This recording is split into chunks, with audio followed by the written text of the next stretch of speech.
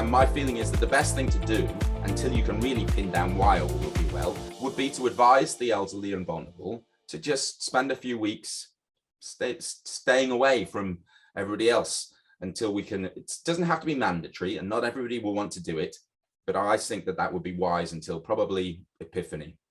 But you don't want any laws, because it's interesting, because I don't think there's many people in your position who think that there could well be 1 million cases a day, but don't think the government should really do anything about it.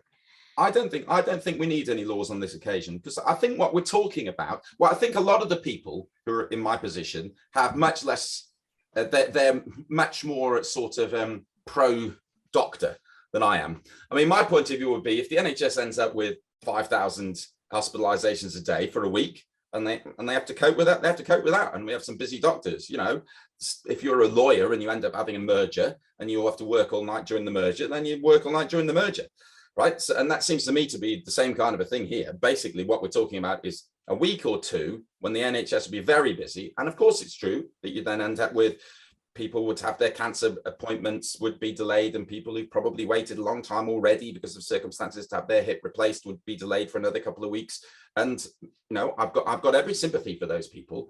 But the question is what the right balance of things to do is between restricting 67 million people and catering for a couple of weeks of extra disruption for people who are dealing with more non-urgent things in the NHS.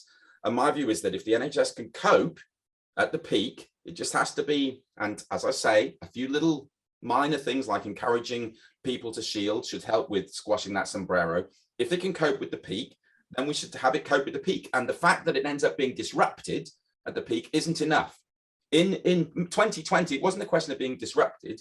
It was that we were going to have 2 million people seeking hospitalization over about an 8 to 12 week period, compared with only 170,000 beds in total in the NHS, let alone the breakdown of emergency and so on. So it was just going to be absolutely swamped. And what we saw, for example, in India, when their health service in Delhi was swamped, the death rate went up about 5 times. So those people that need hospital treatment, if you don't give it to them for COVID specifically, they really get in trouble. And you have a lot of avoidable deaths. And that's the issue to me. It's not, the point about the swamping of the NHS is nothing to do with avoiding the NHS having to defer non-urgent treatment, or that you end up with busy doctors and that kind of a thing. It's the swamping of the NHS is very specific to COVID.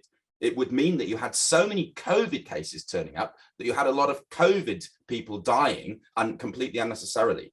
And that was what that's what those other lockdowns were about from my point of view. And that, to me, as far as I can look at the numbers, is just not going to happen on this occasion.